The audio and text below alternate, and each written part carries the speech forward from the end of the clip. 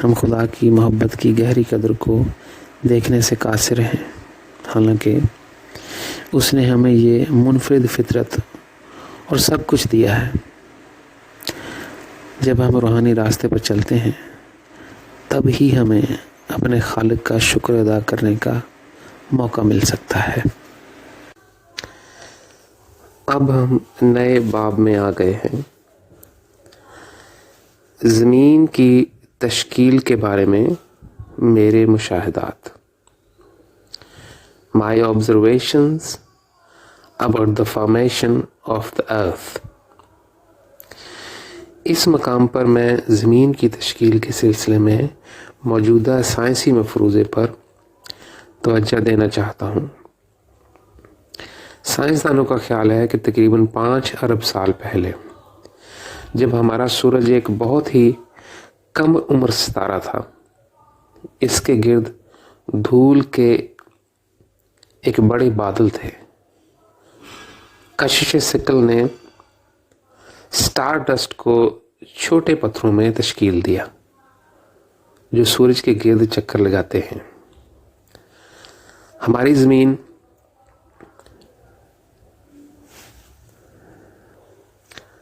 ایک 1.24 بلین سال پہلے مٹی، گیس اور چٹانوں کے مرکب سے بنی تھی۔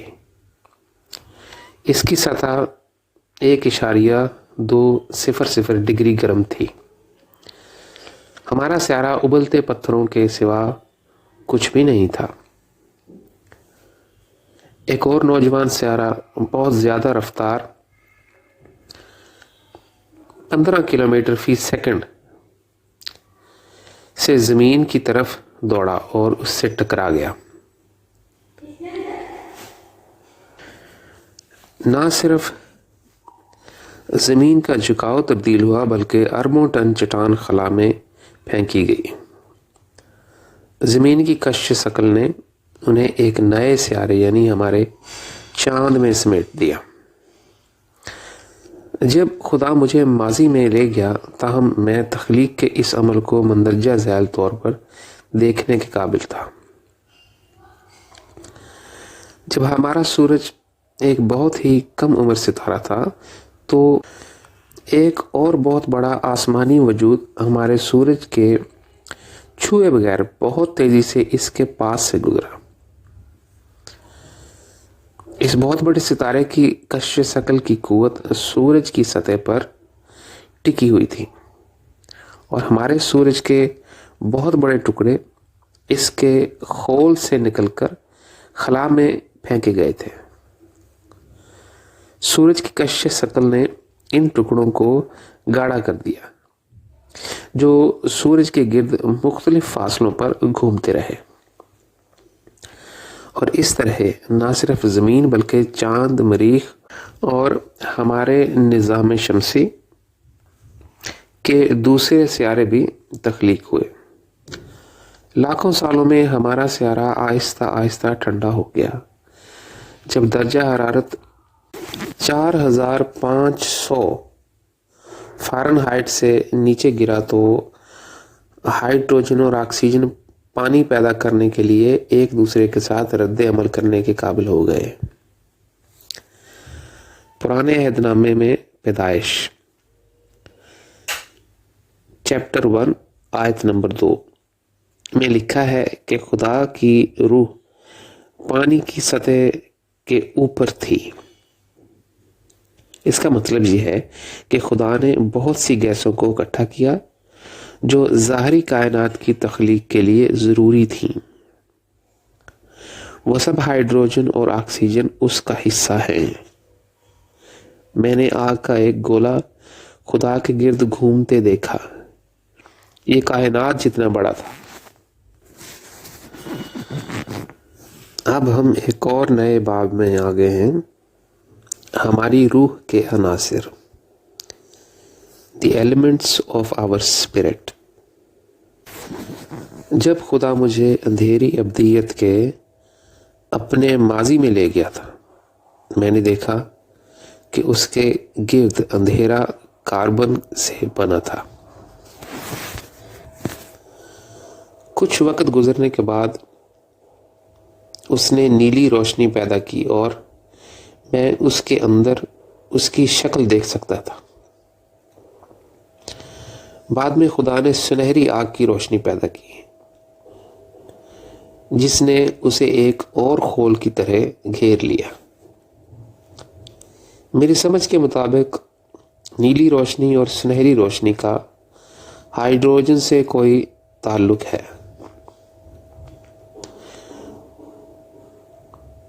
بہت بعد میں خدا نے سفید روشنی کو بنایا جس نے اسے بھی ایک خول کی طرح گھیر لیا۔ اس سفید روشنی کا آکسیجن سے کوئی تعلق نہیں۔ اپنی طبعی دنیا میں ہم ان گیسوں کی شکل کو نہیں دیکھ پاتے، لیکن روحانی دنیا میں ہم انہیں ایک مرئی حقیقت کے طور پر دیکھ سکتے ہیں۔ ہمارے روحانی جسم کو ہماری جسمانی آنکھوں اور حواس سے دیکھا اور سمجھا جا سکتا ہے۔ یہ تبھی ممکن ہے جب ہم اپنے آپ کو روحانی طور پر کھول لیں۔ اپنے روحانی حواس کے ذریعے ہم اپنے روحانی جسم کے پہلے پوشیدہ عناصر کو دیکھ سکتے ہیں۔ جس لمحے ہم مرتے ہیں ہم اپنی روح کو دیکھنے کے قابل ہوتے ہیں، جو بنیادی طور پر ہائیڈروجن، آکسیجن، کاربن اور دیگر عناصر سے بنی ہوتی ہے۔ روح کے وجود اور افعال کے پیچھے بہت پیچیدہ قوانین ہیں، تاہم ضروری نکتہ یہ ہے کہ روح کو ہلکے عناصر حاصل ہوتے ہیں جو ہائیڈروجن اور آکسیجن کے رد عمل یا امتزاج سے خدا کے ساتھ لین دین کے تعلق سے پیدا ہوتے ہیں۔ یہ عناصر روح میں کاربن کو کم کرتے ہیں۔ ایک روح جو خدا کی طرف سے بہت سے نوری عناصر حاصل کرتی ہے سفید، سنہری یا نیلی روشنی ہوتی ہے۔ یہ اس بات پر منحصر ہے کہ روح کو خدا کی طرف سے کس قسم کی روشنی ملتی ہے۔ روح جس رفتار سے سفر یا پرواز کر سکتی ہے اس کا انحصار اس بات پر ہے کہ اس میں کتنے کرسٹل صاف عناصر آتے ہیں۔ ہم انہیں خدا کی روشنی کی چنگاریاں کہہ سکتے ہیں۔ میں نے دیکھا کہ جب برے لوگ اور خدا کا انکار کرنے والے لوگ مر جاتے ہیں تو ان کی روحیں تاریکی سے بھر جاتی ہیں۔ اس کا مطلب ہے کہ ان میں کاربن کی مقدار غالب ہے اور ہائیڈروجن اور آکسیجن تقریباً غائب ہو چکی ہے۔ یہ صرف ممکنہ طور پر باقی رہ گئے ہیں۔ ہم تھوڑی مقدار میں کہہ سکتے ہیں۔ چونکہ کاربن ان کی روح کا زیادہ تر حصہ بھرتا ہے، اس لیے وہ مسلسل تھکے رہتے ہیں۔ موت کے بعد یہ کاربن انہیں نیچے کی طرف کھینچتا ہے۔ جتنی زیادہ کاربن روح کے اندر گہری ہوتی ہے اتنی ہی وہ تاریک جہان میں نیچے کھینچی جاتی ہیں، جنہیں مذاہب میں جہنم کہا جاتا ہے۔ اس موضوع کی بہتر تفہیم کے لیے میں یہاں اپنی مثال دیتا ہوں۔ روحانی سفر کے اپنے ابتدائی مراحل میں دیکھ سکتا تھا کہ میری روح میں تقریباً صرف بے رنگ عناصر تھے۔ دیکھنے میں یہ خالی لگ رہا تھا۔ جب میں خدا کے قریب آیا تو ان بے رنگ عناصر نے سفید روشنی نکالی جس نے میری روح کو مزید خوبصورت بنا دیا۔ جیسے جیسے خدا کی منشا کو پورا کرنے کی خواہش مجھ میں بڑھتی گئی، مجھے سنہری آگ کی روشنی والے عناصر ملے۔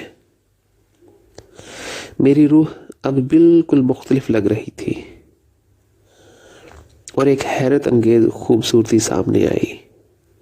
سنہری آگ کی روشنی نے نہ صرف میرے روحانی جسم کی شکل بدل دی بلکہ اسے پوری طرح سے گھیر لیا۔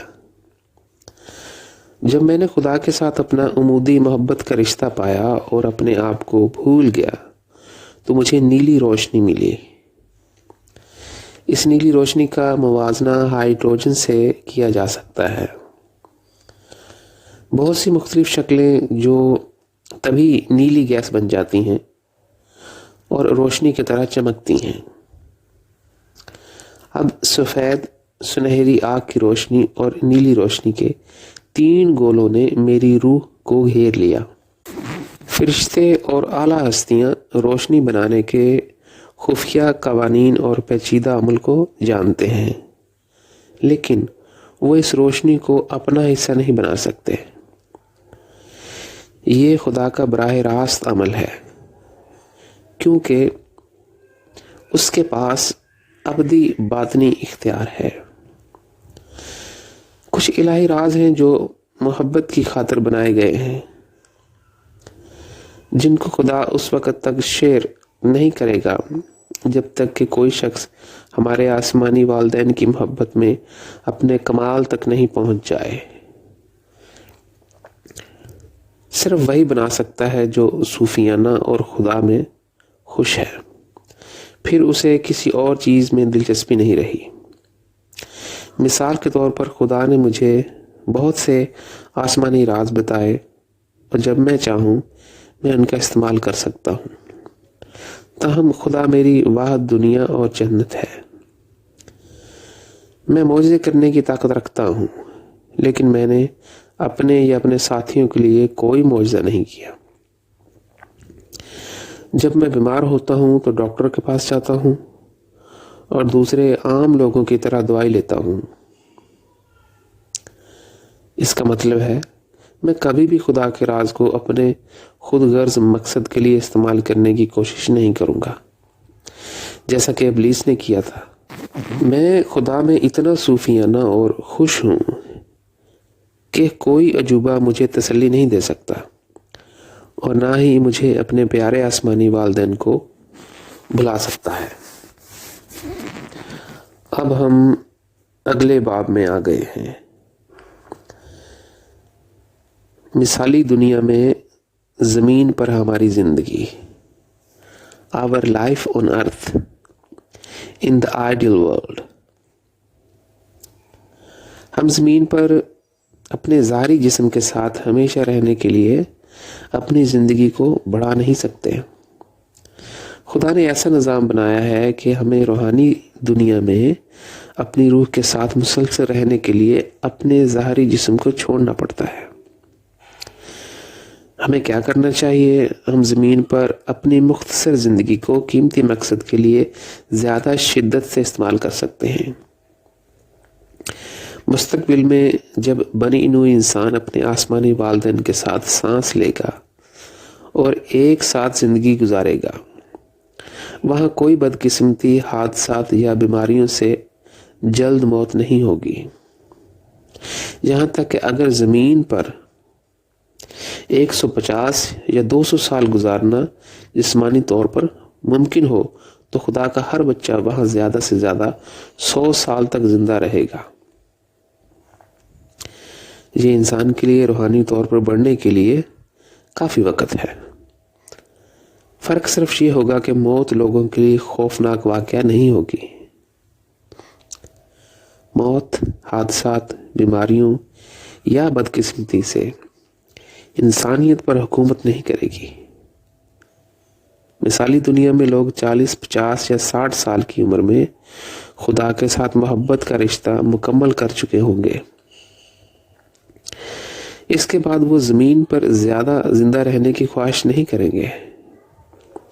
کامل شخص جو خدا کے ساتھ ہم آہنگی، وحدانیت اور محبت میں ہے، خود فیصلہ کر سکتا ہے کہ کب اس کے جسم کو چھوڑنے و الوداع کہنے کا وقت آ گیا ہے، تاکہ وہ ہمیشہ کے لیے خدا کے ساتھ حقیقی سکون، آزادی اور محبت میں زندگی گزار سکے۔ یہ انسان اس کائنات کے سب سے خوش نصیب انسان ہوں گے، لیکن آج زمین پر ایسا نہیں ہے۔ اب ہم ایک انتہائی مبہم اور برے ماحول کے بھنور میں جی رہے ہیں۔ ہر روز بہت سی چیزیں غلط اور ترتیب سے باہر ہوتی ہیں۔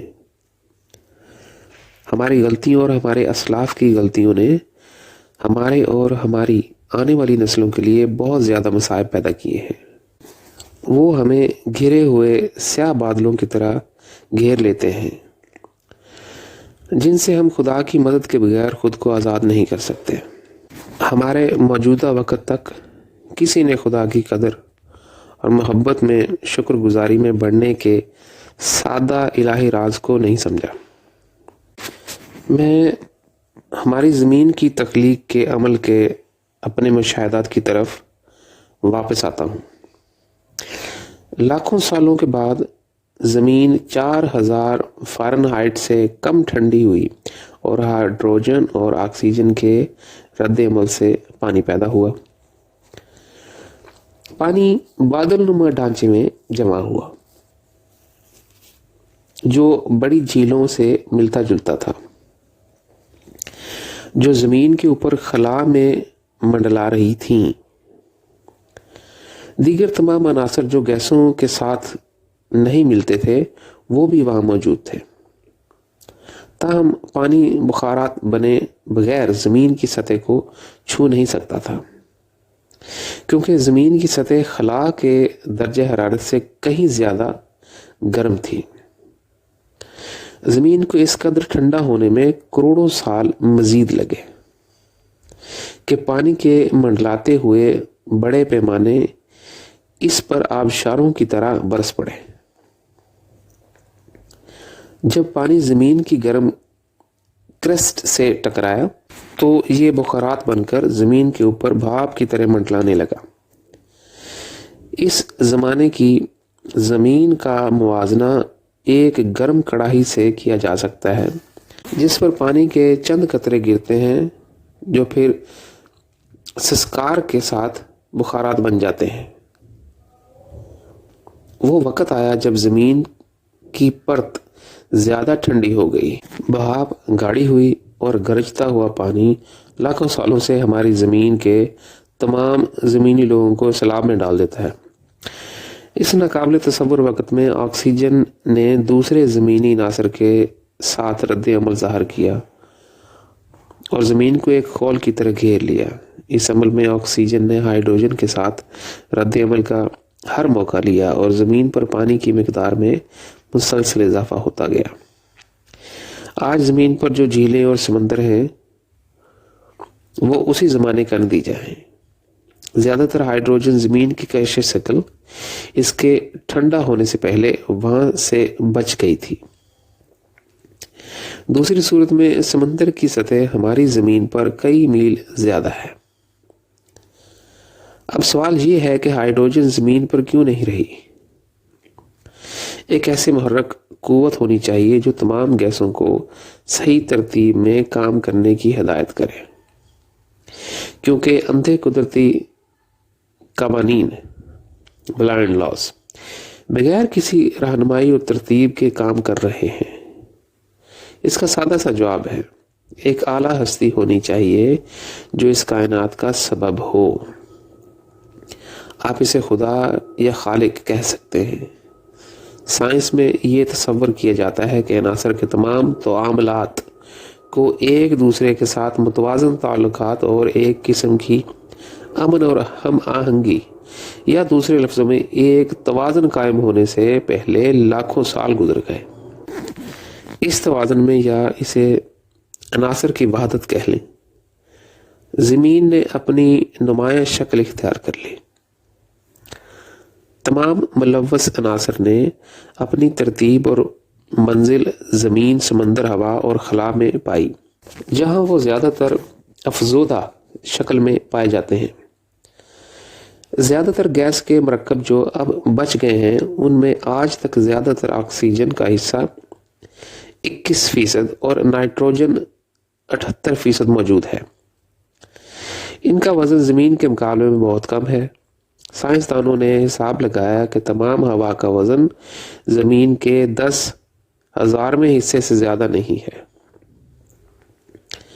سوال یہ ہے کہ جب ہوا اپنی کافی شکل اختیار کر گئی تو زمین سے مکمل طور پر غائب کیوں نہیں ہو گئی؟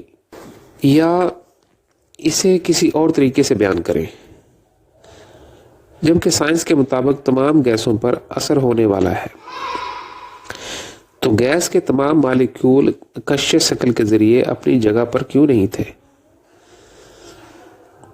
اور کیوں فضا میں آکسیجن، نائٹروجن، کاربن اور دیگر تمام عناصر کا مستقل ارتقاء ایک ترتیب سے ہے؟ اس کا جواب یہ ہے کہ ہوا کے بغیر اپنی ساخت اور خصوصیات میں انسان زمین پر نہیں رہ سکتا۔ اگر ہوا کا دباؤ زیادہ ہوتا اور یقینی طور پر زندگی کا امکان ہوتا تو یہ انسانوں کی شکل میں نہ ہوتی۔ اگر ہوا کا دباؤ زیادہ ہوتا اور زندگی اب بھی وجود میں آتی تو یقیناً انسان اپنے موجودہ ظاہری جسم کے ساتھ نہ ہوتا۔ ہماری ہوا 21% آکسیجن پر مشتمل ہے۔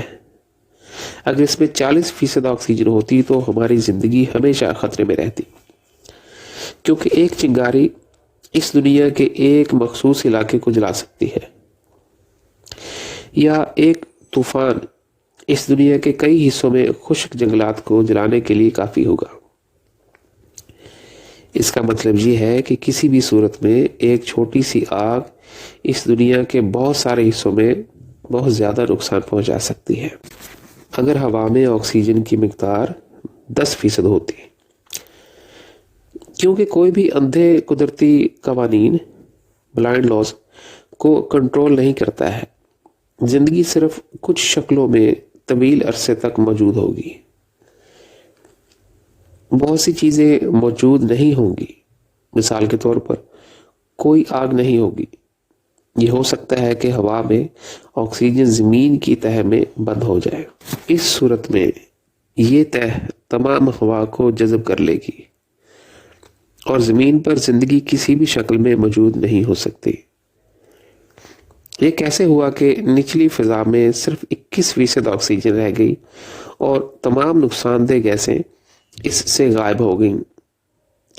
یہ 21% آکسیجن مواد بالکل وہی ہے جو تمام جانداروں کو زمین پر اپنی حقیقی شکل میں زندہ رہنے کے لیے درکار ہے۔ ایک بار پھر ہمیں اپنے آپ کو پوچھنا ہے، کون سی طاقت ہے جو اس بلائنڈ لا کو، اس اندھے قانون کو کنٹرول کرتی ہے؟ یہ قدرتی قوانین کہ وہ صحیح سمت میں کام کرتے ہیں۔ در حقیقت اگر اندھے فطرتی قوانین حادثاتی طور پر کام کر لیتے تو اس کائنات میں بہت بڑا انتشار اور تباہی پھیل جاتی۔ آئیے ایک مثال کے طور پر نظام تنفس کو لیں۔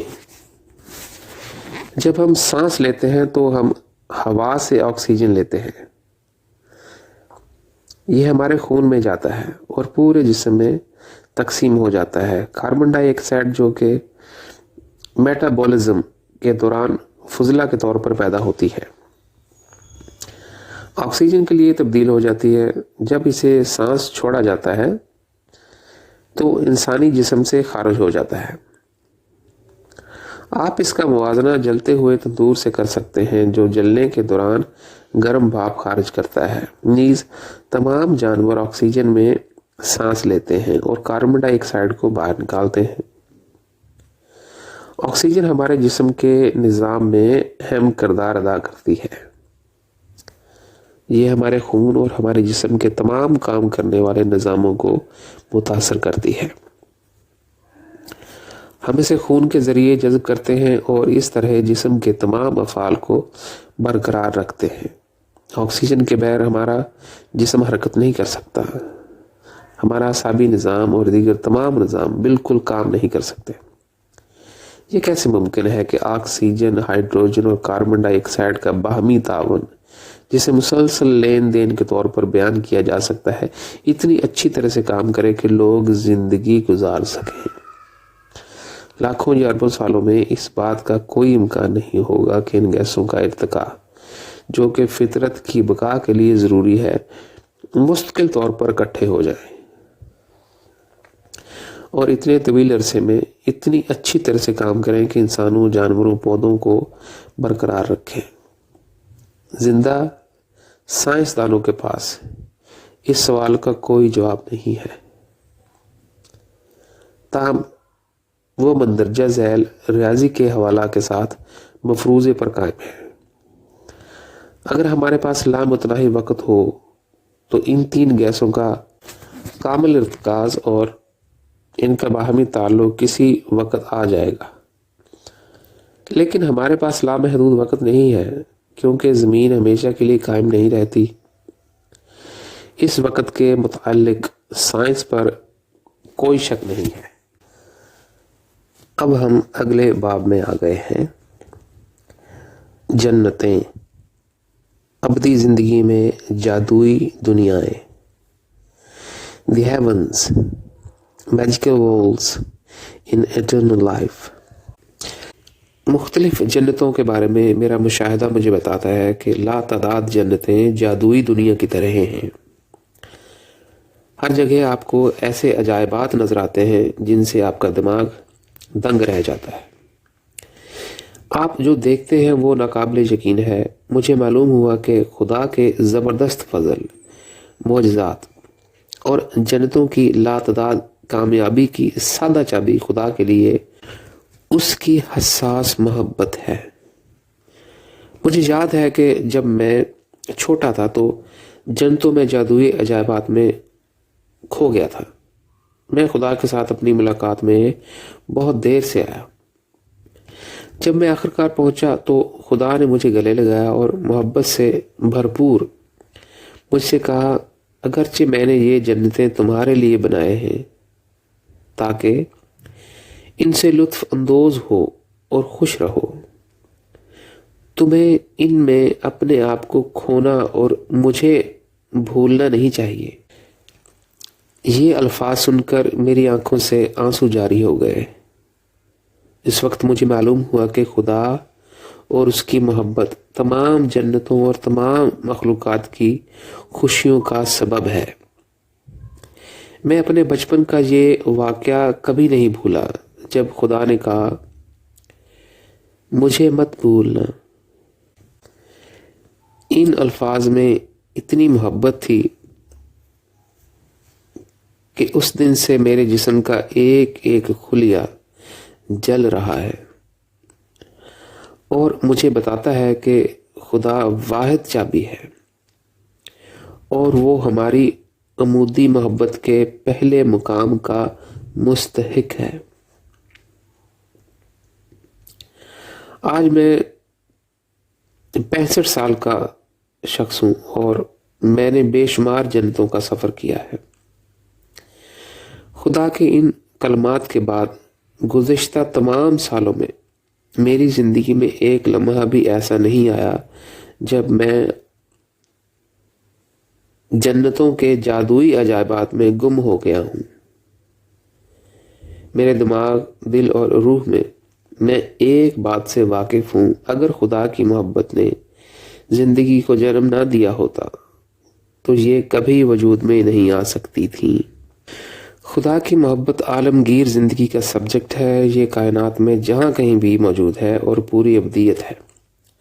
सच पूछे तो जन्नतों में मेरे तजर्बात के मुताबिक हमारी ज़मीनी साइंस की तरक्की बहुत पसमानदा है। ज़मीन पर साइंसदान एक के बाद एक तजर्बा करते हैं और सिर्फ थोड़ा ही दरियाफ्त करते हैं।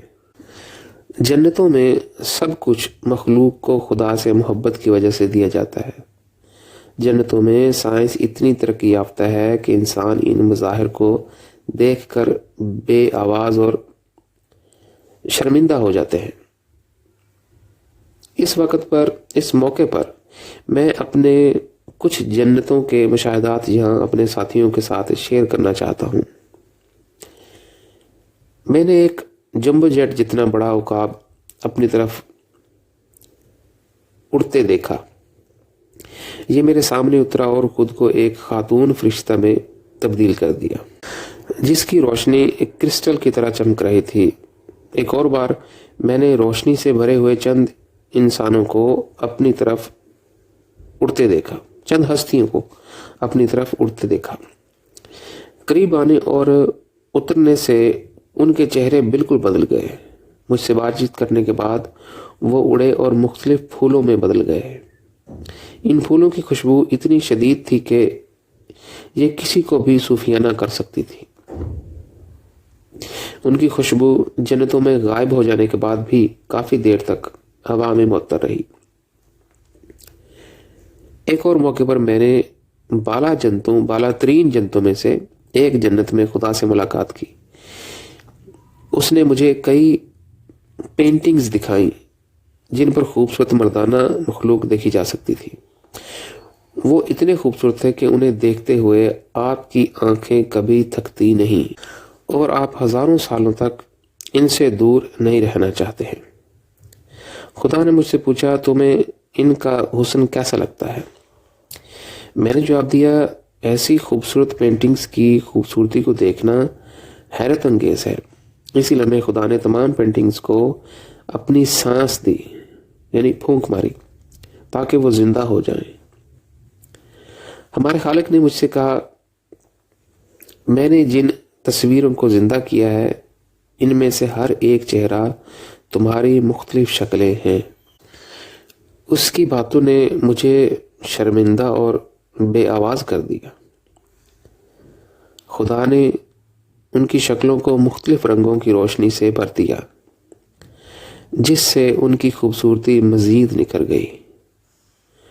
मुझे आज भी इस सब को बयान करने के लिए सही अल्फाज तलाश करना मुश्किल है। खुदा ने इन जिंदा शक्लों को एक बार फिर अपनी सांस दी और कहा कि वो मेरी रूह का हिस्सा बन जाएं। मुख्तलिफ अक़साम की खूबसूरती एक एक करके मेरी रूह में दाखिल हो गई। खुदा ने मुझसे कहा, अब ये तमाम खूबसूरत शक्लें और चेहरे तुम्हारी रूह का हिस्सा हैं। मैंने तुम्हें जन्नतों की सबसे खूबसूरत हस्ती बना दिया है। अब से तुम जन्नतों में जहां भी जाओगे, जब तक तुम इनकी जन्नत में रहोगे, खूबसूरत तरीन मखलूक़ात अपनी पलकें हिलाए बगैर तुम्हें देखेंगी। जब तुम चले जाओगे तब ही वो तुमसे नजरें हटा सकेंगे। इसके बाद वो कहेंगे, जिस मोहब्बत का इजहार खुदा ने इसे खूबसूरती का कामिल मुजस्सम बनाकर कर दिया, नाकाबिल यकीन है कि हर इंसान उसे सिर्फ एक बार देखना चाहता है। मैं इस कहानी को यहाँ मुख्तसर कर रहा हूँ क्योंकि ये इस किताब के दायरे कार से बाहर होगी। मैंने अपनी किताब सच्चे लम्हात खुदा के साथ में जादुई दुनिया और जन्नतों में साइंस की तरक्की की बहुत सी खूबसूरत कहानियाँ लिखी हैं। प्यारे क़ारीन, मैं आपको इस किताब को पढ़ने की तरगीब देता हूँ ताकि आप जन्नतों की सच्ची पुरअसरार और जादुई कहानियों से वाकिफ हो सकें। एक बार खुदा ने मुझे एक फूल दिया। मेरी आंखों के सामने खुदा ने फूल को नाकाबिल यकीन हद तक बड़ा बनाया। ये बढ़ता और बढ़ता गया और इतना बड़ा तनासब इख्तियार कर गया कि बहुत सी जन्नतें उसके अंदर जगह पा सकती थीं। खुदा ने मेरी तरफ देखा और कहा, अगर तुम इस फूल के एक सिरे से दूसरे सिरे तक रोशनी की रफ्तार से उड़ जाओ तो भी तुम्हें लाखों साल लग जाएंगे। वो मेरी तरफ देखकर मुस्कुराया और आगे बोला, सच कहूं तो ये रंगीन फूल इतना बड़ा है कि इसमें लाखों जन्नतें समा सकती हैं, लेकिन मैंने अपनी रोशनी तुम्हारे साथ शेयर की है ताकि तुम पलक झपकते ही एक तरफ से दूसरी तरफ जा सको। इस फूल में उड़ जाओ ताकि तुम देख सको कि मैंने तुम्हें क्या तोहफा दिया है। एक और मौके पर मैंने जन्नतों में एक रंग बिरंगी नदी के पास एक वजूद को हाथ में जाल लिए खड़ा देखा। اس نے جال ڈالا، لیکن مچھلیاں پکڑنے کی بجائے جال بیجوں سے بھرا ہوا تھا۔ میں نے یہ پوچھنے سے پہلے تھوڑی دیر کے لیے دیکھا، یہ کیسے بیج ہیں؟ اس نے میری طرف دیکھا اور مسکرا دیا۔ پھر اس نے اپنے دونوں ہاتھوں کو گرم جوشی سے ایک بیج کو بند کر دیا۔ اسے کھولا تو ایک بچہ اس کی ہتھیلیوں پر پڑا تھا۔ میں دنگ رہ گیا۔ اس ہستی نے مجھ سے کہا، اس معجزے سے حیران نہ ہو۔ پھر اس نے بچے کو دم یعنی پھونک ماری۔ یہ منہ کے ساتھ منہ کی سانس بحالی کی طرح لگ رہا تھا۔ بچہ آہستہ آہستہ ایک چھوٹا لڑکا بن گیا جو جوانی کی عمر تک سانس لیتا رہا۔ پھر اس نے نوجوان کا ہاتھ پکڑا اور اس سے کہا، اب تم میرے بچے ہو اور میرے خاندان کا حصہ ہو۔ میں اب بھی اس جگہ کھڑا اس وجود کو، اس ہستی کو دیکھ کر حیران رہ گیا۔ اس نے اپنے دوسرے ہاتھ سے ندی میں مزید بیجوں کو نکالا اور نوجوان کے ساتھ اڑ گیا۔ ایک دن میں بالا ترین جنتوں میں سے ایک جنت میں کھڑا ہوا تھا جسے خدا مجھے اپنے ہاتھوں سے نوازنا چاہتا تھا۔ اچانک میں نے دیکھا کہ خدا کے بازو لمبے ہوتے جا رہے تھے۔ اس کے ہاتھ لامحدود فاصلے تک پہنچتے ہوئے اپنی جنتوں کو عبور کر گئے۔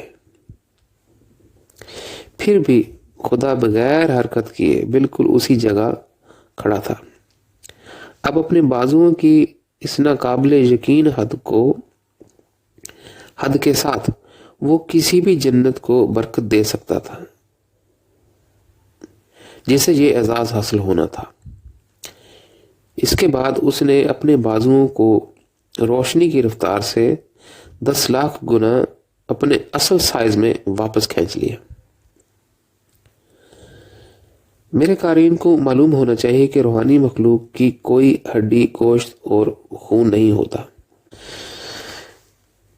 جب ایک روح خدا کی طرف سے روشنی حاصل کرتی ہے تو اس کی محبت کا تجربہ بہت شدید ہوتا ہے۔ مثال کے طور پر اگر ایک مرد اور عورت زمین پر ایک دوسرے سے جسمانی طور پر محبت کرتے ہیں تو ایک کا جسم دوسرے جسم کے لیے حد ہے۔ تاہم اگر روشنی سے بھری ہوئی دو روحانی مخلوقات محبت میں ہیں تو روحانی جسم کے ذریعے کوئی حد نہیں ہے۔ ان دونوں مخلوقات کی روشنی ایک دوسرے میں متحد اور بسی ہوئی ہے، تقریباً گویا وہ ایک دوسرے میں ضم ہو گئے ہیں۔ جب تک یہ روحانی مخلوقات محبت میں متحد ہیں انہیں ایک دوسرے سے ممتاز نہیں کیا جا سکتا، کیونکہ روح کی شکل کو پہچانا نہیں جا سکتا۔ تاریک جہانوں کی روحانی مخلوقات یا جسم صرف اندھیرے کو لے جاتے ہیں، نہ کہ خدا کی روشنی کو۔ اگر ان تاریک جہانوں کے دو روحانی وجود ایک دوسرے سے محبت کرتے ہیں، یا اس وقت بھی جب وہ ایک دوسرے کو گلے لگانا چاہتے ہیں، تو یہ ایک تکلیف دہ عمل ہے، کیونکہ خوشی اور لذت جیسے احساسات ان کے لیے عجیب ہیں۔ اس مقام پر میں آسمانی مخلوق کی پیدائش کو بیان کرنا چاہوں گا۔ ایک جنت میں نے بہت سے رنگ برنگی ہستیوں کو اپنی طرف آتے دیکھا۔ جب وہ اترے تو مختلف پرندوں میں تبدیل ہو گئے۔ انہوں نے اپنے پروں کو مور کی طرح پھیلا دیا۔ ان کے پروں پر بہت خوبصورت پینٹنگز بنی ہوئی تھی جن سے کوئی بھی نظریں ہٹانا نہیں چاہتا تھا۔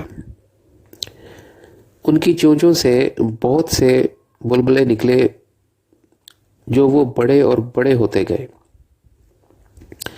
آپ دیکھ سکتے تھے کہ ان کے اندر کیسے نئے پرندے نشوونما پا رہے تھے، جیسے حمل کے دوران۔ آخر کار وہ کھل گئے اور ان بلبلوں سے طرح طرح کے پرندے باہر نکل آئے۔ میرے ارد گرد بہت سے حلقے بنانے کے بعد وہ بہت ہی خوبصورت بچوں میں تبدیل ہو گئے۔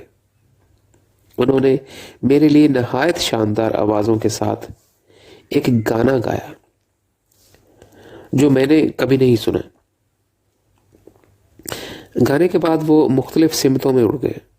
میں نے فردوس میں تکمیل کے مرحلے کے انگنت جہانوں میں سے ایک کا بھی دورہ کیا۔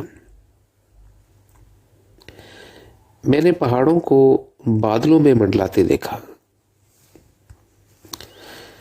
جب میں اڑ کر ایک پہاڑ پر اترا تو میں نے دیکھا کہ تمام پہاڑوں میں بہت سی غاریں تھیں۔ میں غاروں میں داخل ہوا تو دیکھا کہ وہ سب رنگ برنگے قلعوں کی طرح دکھائی دے رہے تھے۔ یہ سب ایک ہی وقت میں دلچسپ اور رومانٹک تھا۔ یہ قلعے مختلف انبیاء کی رہائش گاہیں تھے۔ پہاڑ انبیاء کے حکم کے مطابق فردوس کے مختلف پر اسرار جہانوں کا سفر کر سکتے تھے۔ انبیاء نے جب بھی کوئی اور جہان دیکھنا چاہا تو وہ اپنی رہائش گاہیں چھوڑ کر نیچے اڑ گئے اور ان جہانوں سے لطف اندوز ہونے کے بعد وہ واپس اپنے غاروں کی طرف اڑ گئے۔ ایک اور جنت میں میں نے انتہائی رنگین روشنی کے ساتھ بہت سی خوبصورت ندیاں دیکھیں اور پانی کی سطح پر خوبصورت رنگین گیندیں تھیں۔ ایک ہستی جو اس جنت میں اڑ رہی تھی اترا اور ان میں سے ایک گیند لے لی۔ اس نے گیند کو پہاڑ کی چوٹی پر لا کر کھولا۔ میری آنکھوں کے سامنے تقریباً 1 کلومیٹر لمبا ایک دلکش قلعہ نمودار ہوا۔ یہ قلعہ کے اندر غائب ہو گیا۔ جب میں کچھ دیر کے لیے ایک نیلی جنت پر کسی ہستی سے ملے بغیر پرواز کر چکا تھا، میں نے دیکھا کہ ایک عورت کرسٹل کی روشنی میں چمک رہی ہے۔ میں اس کے پاس اترا تو وہ مجھے دیکھ کر بہت خوش ہوئی۔ اس نے مجھے ایسے گلے لگایا جیسے وہ مجھے لاکھوں سالوں سے جانتی ہو۔ ہم کچھ دیر آپس میں باتیں کرتے رہے۔ میرے جانے سے پہلے اس نے اپنے تمغے سے ایک ہیرا لیا جو اس کے گلے میں لٹکا ہوا تھا۔ اس نے اسے اپنی سانس دی، اسے پھونک ماری اور یہ ہیرا ایک بڑے تخت میں تبدیل ہو گیا جو رنگ برنگی روشنیوں میں چمک رہا تھا۔ وہ اس عظیم الشان تخت پر بیٹھ گئی اور روشنی کی متعدد رفتار سے اڑ گئی۔ کئی بار میں نے فردوس اور جنتوں کے جہانوں میں دیکھا کہ مخلوقات کو اس بات کی فکر نہیں ہوتی کہ وہ کیا کھاتے یا پیتے ہیں۔ ایسا خیال ان کے ذہن میں بالکل نہیں آتا۔ خدا نے ان مخلوقات کو ایسا نور دیا کہ وہ کھائے پیے بغیر رہ سکتے ہیں۔ جب وہ مزیدار کھانا چاہتے ہیں تو انہیں صرف اس کا آرڈر دینے کی ضرورت ہوتی ہے۔ تھوڑی دیر میں ان کی آنکھوں کے سامنے 1000 قسم کے کھانے ہوتے ہیں۔ اگر وہ کچھ پینا چاہیں تو ایک مثال ان کے سامنے ہزاروں رنگ برنگے لذیذ مشروبات ہوں گے۔ کھانے کے بعد انہیں ٹوائلٹ میں موجود بدبودار اور ہضم نہ ہونے والے کھانوں کی باقیات کو مختلف آوازوں سے خالی نہیں کرنا پڑتا، جیسا کہ زمین پر ہم انسان کرتے ہیں۔ کھانے کے بعد یہ مخلوق عطر کی طرح مہکتی ہے۔ ایسی شاندار خوشبو زمین پر نہیں ملتی۔ تھوڑی دیر بعد عطر کی یہ خوشبو غائب ہو جاتی ہے۔ ان جہانوں میں بہت سے دلکش رنگ برنگے قلعے بھی ہیں جن کا تعلق کسی سے نہیں۔ یہ مخلوق صرف لطف اندوز ہو سکتے ہیں اور قلعوں میں مختصر وقت کے لیے رہ سکتے ہیں اور پھر فردوس یا جنتوں کے کسی اور جہان کی طرف اڑ سکتے ہیں۔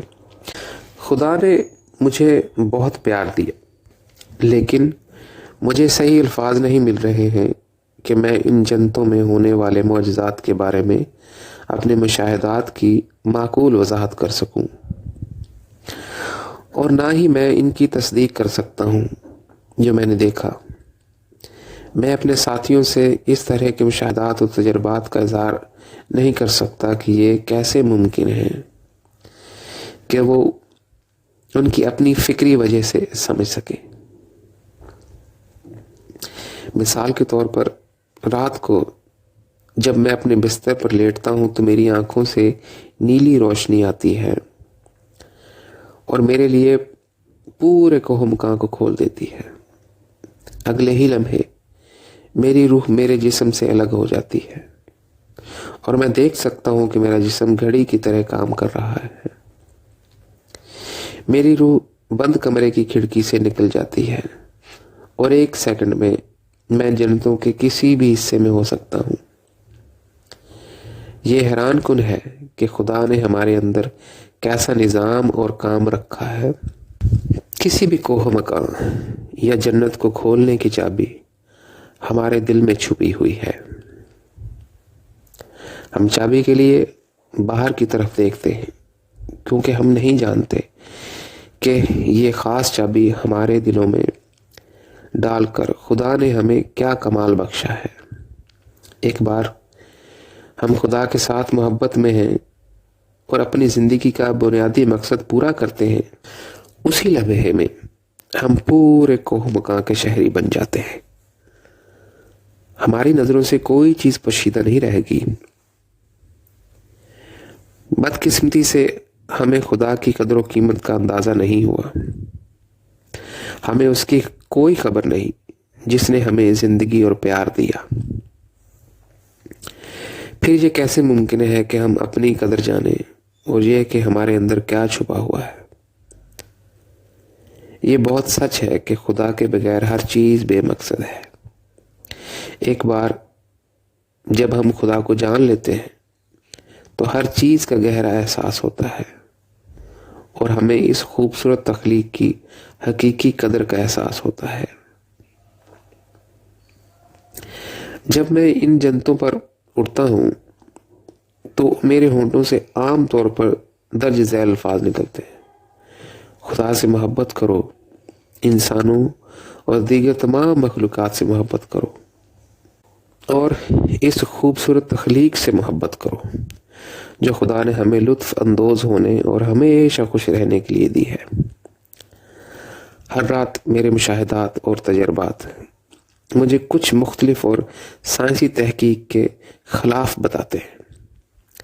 ہو سکتا ہے کہ مستقبل میں سائنسدان ہمارے سیارے یا تخلیق کے مزید راز دریافت کریں، اور یہ کہ چیزیں کیسے کام کرتی ہیں۔ کسی بھی طرح سے وہ اس بات کا جواب نہیں دے سکتے کہ یہ چیزیں ہمارے سیارے اور تخلیق میں کیوں ہوتی ہیں۔ میرے صوفیانہ اور پراسرار سفر نے مجھ پر آشکار کیا کہ ایک ہستی ہے جو داخلی اور خارجی، ظاہری اور روحانی مختلف مخلوقات کے وجود کا سبب ہے۔ ذاتی تعلق کے ذریعے اسے دیکھنا اور ملنا ممکن ہے۔ یہ ذاتی تعلق محبت کی جلتی ہوئی آگ اور اس ہستی کی آرزو پر مبنی ہونا چاہیے جو اس کائنات کی پہلی وجہ ہے۔ وہ تمام قارئین جن کے ذہن میں تنقیدی سوالات ہیں کہ یہ وجود کیسے وجود میں آیا، زندگی کیسے شروع ہوئی اور اس تحقیق کا محرک کیا ہے، انہیں میری پہلی کتاب خدا دکھائی دینے والا خدا ہے جو انسانیت پہ ایک مرئی خدا کے طور پر ظاہر ہوتا ہے کا مطالعہ کرنا چاہیے۔ اس میں تخلیق کے عمل کی تمام وضاحتیں اور تفصیلات موجود ہیں۔ میں مذہب سے بہت افسردہ اور مایوس ہوں۔ ایک طرح اس خدا کی عبادت کرتے ہیں اور دوسری طرف میری کتابوں سے کوئی تعلق نہیں رکھنا چاہتے۔ یہ کیسی عبادت اور جہالت ہے؟ خدا ترقی کے بہت سے عمل سے گزرا، لیکن زندگی اس لمحے سے شروع ہوتی ہے جب اس میں جذبات پیدا ہوئے۔ لہٰذا ہم کہہ سکتے ہیں کہ جذبات اور محبت سے ہی زندگی وجود میں آئی۔ اندرونی دنیا میں زندگی ان گنت مختلف تخلیقات اور ابدیت میں چلتی رہتی ہے۔ ان تخلیقات میں محبت کی کئی داستانیں پوشیدہ ہیں۔ ایک وجود جسے ہم خدا کہتے ہیں وہ سب کچھ جانتا ہے اور وہ ظاہری اور باطنی مخلوقات کے لیے حجت ہے۔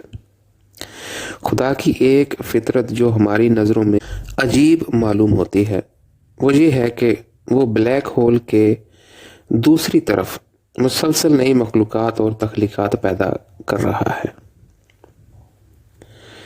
وہ نہ کسی سے پوچھتا ہے اور نہ کسی سے مشورہ لیتا ہے۔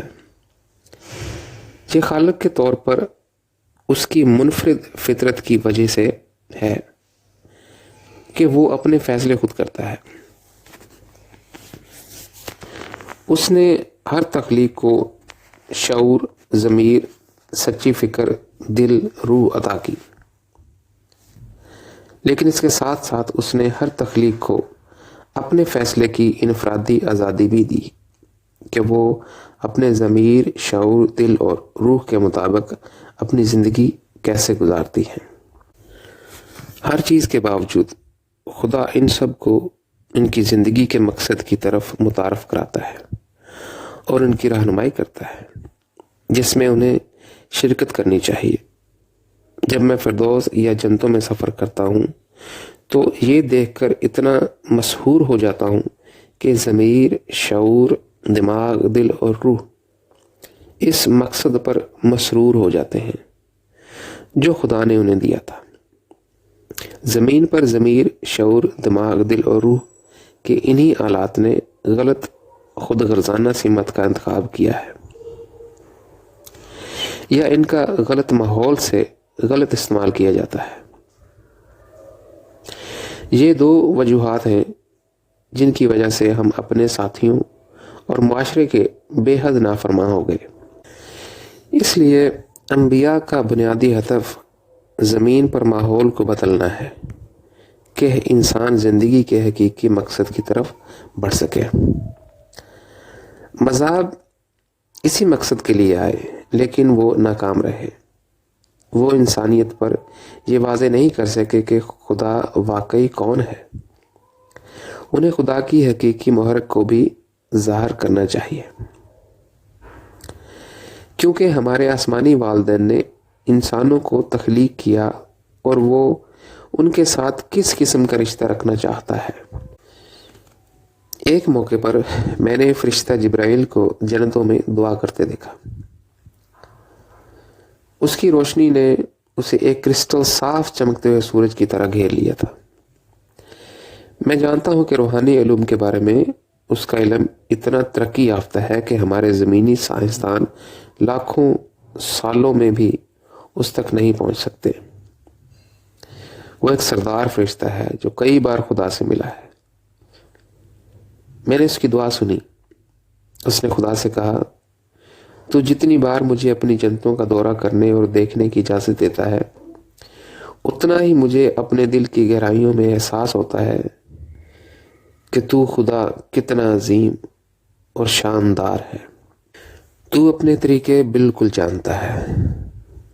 تیرے علم الہی تک کوئی نہیں پہنچ سکتا اور صرف تو اسے اس شخص پر ظاہر کرتا ہے جو تجھ سے سچی محبت رکھتا ہے۔ تو نے زندگی پیدا کی اور اسے مسکرانے دیا۔ تو نے زندگی میں ایسا الہی راز چھپا رکھا ہے کہ مادہ بھی مادے کی طرف لوٹ جاتا ہے۔ زندگی میں کچھ نہ کچھ ہمیشہ رہتا ہے، یہی روح ہے۔ اے خدا، تو نے مجھے اپنا اتنا الہی علم دیا، پھر بھی میں ابھی ابتدا میں ہوں۔ تو جہاں بھی ہے کوہ مقام میں ہے۔ کوئی روحانی سائنس تیرے قدموں کو نہیں پا سکتی۔ کوئی بھی تجھے اپنے دماغ سے نہیں جان سکے گا۔ بہت کم ہی میں تجھ سے مل سکتا ہوں۔ میں صرف چند لمحوں کے لیے تیرے ساتھ رہ سکتا ہوں۔ جب تیرے لیے میری زبردست محبت میرے دل میں جل اٹھی یہ چند لمحے میری محبت کا سرمایہ ہیں۔ میں جتنا زیادہ تجھے جان گیا میں تیری محبت کا پیاسا ہوتا گیا۔ جب میں اس کی دعا سن رہا تھا تو میری آنکھوں سے بے شمار آنسو ٹپک رہے تھے۔ میں نے اپنے آپ سے پوچھا یہ کیسے ہو سکتا ہے کہ اتنی چمکتی ہوئی کرسٹل رنگ کی روشنی والا فرشتہ اپنے آپ کو ابتدائی کہہ سکتا ہو، حالانکہ اس نے خدا کو جانا اور اس سے کئی بار ملاقات کی۔ میں محسوس کر سکتا تھا کہ اس کے ٹوٹے ہوئے دل کی دعا محبت سے بھری ہوئی تھی۔ اس کے برعکس جب میں ان لوگوں کو دیکھتا ہوں جو حقیقتاً خدا سے کبھی نہیں ملے تو میں سوچتا ہوں کہ وہ اپنے رجعت پسندی پر اتنا مغرور اور گھمنڈ کیوں کرتے ہیں، اور میری نظر میں غیر ترقی یافتہ علم بھی۔ وہ سوچ بھی نہیں سکتے کہ پر اسرار جنتوں کے آسمانی راز کیا ہیں۔ یہ ہمیں بتاتا ہے کہ بنی نوع انسان بہت تنگ نظر ہے اور اس چھوٹے سے سیارے پر بہت محدود زندگی گزارتا ہے۔ ہمیں اس جہالت سے کون نجات دلائے گا؟ ہماری سمجھ، احساسات اور محبت ایک چھوٹے سے دائرے میں چلتی ہے۔ جب ہم روحانی زندگی کے بارے میں پوچھتے ہیں تو سائنس ہمیں کبھی جواب نہیں دے سکتی۔ ہم اس سے آگاہ ہیں لیکن یہ ہمیں کوئی جواب نہیں دے سکتی۔ جب ہم پوچھتے ہیں کہ زندگی کے تمام پیچیدہ نظام اتنی اچھی طرح سے کیوں کام کرتے ہیں، روحانی سوالات کے جوابات حاصل کرنے کے لیے ہمیں سائنس کی دنیا کو چھوڑ کر روحانی زندگی اور قلب کے دروازے پر دستک دینا ہوگی۔ زندگی اور تخلیق کا مقصد ہمارے دل سے بہت گہرا تعلق رکھتا ہے۔ میں اچھی طرح جانتا ہوں کہ خدا کے جذبات اس کے اندر پیدا ہونے سے پہلے اس کو تخلیق کو پیدا ہونے دینے کی کوئی خواہش نہیں تھی۔ زندگی صرف ایک تصور تھی لیکن حقیقت نہیں تھی۔ خدا نے ایک ناقابل تصور طویل عرصے تک تنہا زندگی گزاری۔ کوئی وقت اس مدت تک نہیں پہنچ سکتا جب تک خدا کے اندر خالی پن، تنہائی اور اداسی نہ پیدا ہوتی تھی۔ محبت کا تصور بھی نہیں تھا۔ اس مقام پر میں چاہوں گا کہ اس کتاب کے قارئین کے لیے ایک بار پھر اس بات پر زور دوں کہ زندگی اور محبت اسی وقت وجود میں آئی جب خدا نے اپنی بے پناہ محبت کسی کو دینے کا فیصلہ کیا، لیکن اسے لینے والا کوئی نہیں تھا۔ سیدھے الفاظ میں زندگی اور ہر قسم کی افقی محبت جس کا ہم ایک دوسرے کے ساتھ تجربہ کر سکتے ہیں، خدا کی محبت کے سمندر کے مقابل میں صرف ایک قطرہ ہے۔ ہم اپنے بچوں، بیوی، بہنوں اور بھائیوں کے لیے جو محبت رکھتے ہیں وہ اپنے خالق کو جاننے کے لیے پہلا قدم ہے۔ خدا کوئی خود غرض خالق نہیں ہے جو ہمیں اپنی محبت کو اپنے لیے رکھنا چاہتا ہے۔ سب سے پہلے اس نے ہماری خوشی اور مسرت کے بارے میں سوچا۔ وہ چاہتا تھا کہ ہم اپنے افقی رشتوں میں ہر طرح سے محبت کا تجربہ کر سکیں۔ یہ ہماری غلطی ہے کہ ہم صرف ان محدود افقی محبت کے رشتوں کے ساتھ جیتے ہیں اور اپنے خالق کو بھول گئے جو محبت اور زندگی کا اصل سرچشمہ ہے۔ جس دن سے ہم نے خدا کو فراموش اور انکار کیا ہے، اس دن سے ہم اس تخلیق اور اپنے افقی رشتوں سے بھی حقیقی معنوں میں لطف اندوز نہیں ہو سکتے۔ کسی نہ کسی طرح ہمیں اپنے رشتوں میں ہمیشہ ایک ہی زوال کا سامنا کرنا پڑتا ہے۔ زیادہ تر ہم دیکھ سکتے ہیں کہ لوگوں کے تمام مادی فوائد اور دوسروں کے ساتھ بہت سے تعلقات ہونے کے باوجود وہ اب بھی تنہا ہیں، شراب پیتے ہیں، منشیات کا استعمال کرتے ہیں اور خودکشی کرتے ہیں۔ اس کا مطلب یہ ہے کہ ہم نے محبت کے حقیقی منبع سے منہ موڑ لیا ہے۔ یہاں تک کہ اس سے انکار بھی کیا ہے، کیونکہ ہم اپنا اصلی گھر بھول چکے ہیں۔ ہماری اصل منزل اپنے خالق کے ساتھ رہنا ہے۔